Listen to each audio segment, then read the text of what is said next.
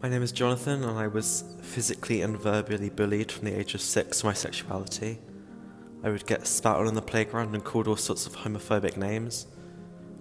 At this age, I didn't know about my own identity, although everyone else seemed to have it mapped out for me.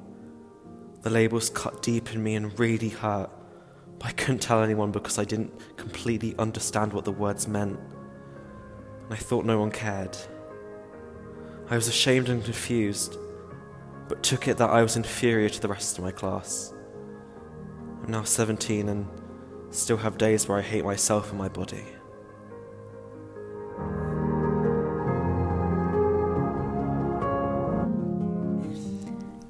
My name is Erin, and I was verbally bullied from the age of 10 for my weight.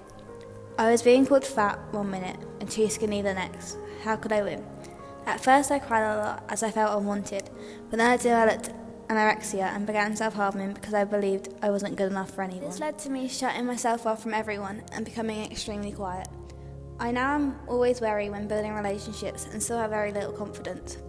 My eating disorder has improved, but sometimes when I look in the mirror I can hear people's comments and I find myself struggling to eat again.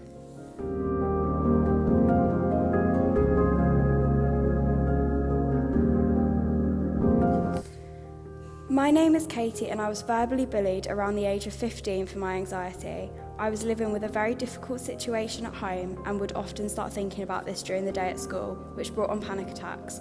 I was fainting, hyperventilating, being sick and having fits, yet some people chose to say I was faking it all. I felt helpless as I was doing everything I could to hold back my panic attacks because I feared people talking about me afterwards. I was also embarrassed, so didn't want to talk with anyone and told myself that I could deal with it alone in the hope of regaining control.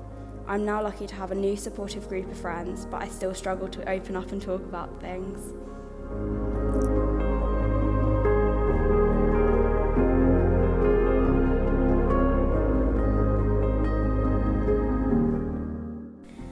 My name's Beatrice, and I was verbally and cyberbullied at the age of 14 for my substance use. As the bullying increased, I started using more and more drugs and alcohol as a way to disconnect from the world and the hurtful things I'd hear. My sleep patterns were all over the place. I was getting less than an hour a night. When things got too much, I attempted to kill myself because I just wanted to give up. The bullying has left me with both depression and anxiety, and I have lost a lot of friendships.